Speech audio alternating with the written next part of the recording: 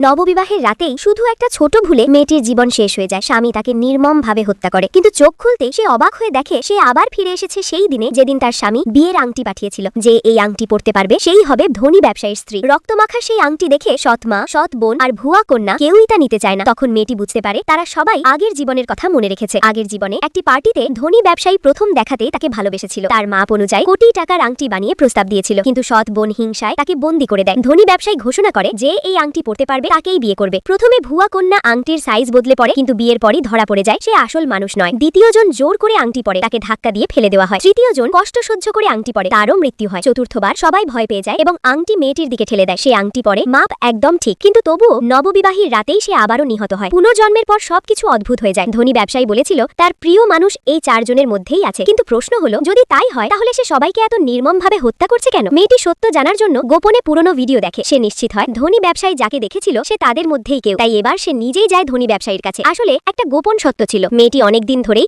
ধনী ব্যবসায়ীর সাথে লুকিয়ে সম্পর্ক করছিল, আর এই সম্পর্কটা ধনী ব্যবসায়ী নিজেই শুরু করেছিল। কিন্তু তবুও সে কখনো বলেনি সে তাকে বিয়ে করবে। মেয়েটি সরাসরি জিজ্ঞেস করে তুমি যাকে বিয়ে করতে চাও সে কি আমি? ধনী ব্যবসায়ী শুধু বলে আমি যাকে ভালোবাসি তাকেই বিয়ে করব, কিন্তু সে কখনো বলেনি সে মেয়েটিই তার সেই ভালোবাসার মানুষ। এই কথায় মেয়েটির মনে সন্দেহ জন্মায়। এদিকে চারজন মিলে পরিকল্পনা করে, কেউ পালাতে চায়, কেউ লড়তে চায়, কেউ বাঁচতে চায়, কিন্তু মেয়েটি জানে পালানোর কোনো উপায় নেই। শেষে সে সিদ্ধান্ত নেয় সে বিয়েতে যাবে, কারণ এটাই একমাত্র উপায় সত্য জানার। শেষ মুহূর্তে সে অন্যদের বলে আমি সত্যটা জেনে গেছি। ধনী ব্যবসায়ী যখন তার হাত ধরে চুমু খেয়েছিল তখনই সে বুঝে যায় তার আসল ভালোবাসার মানুষকে, আর সেই মানুষ তাদের চারজনের মধ্যেই একজন, যাকে কেউ কল্পনাও করেনি।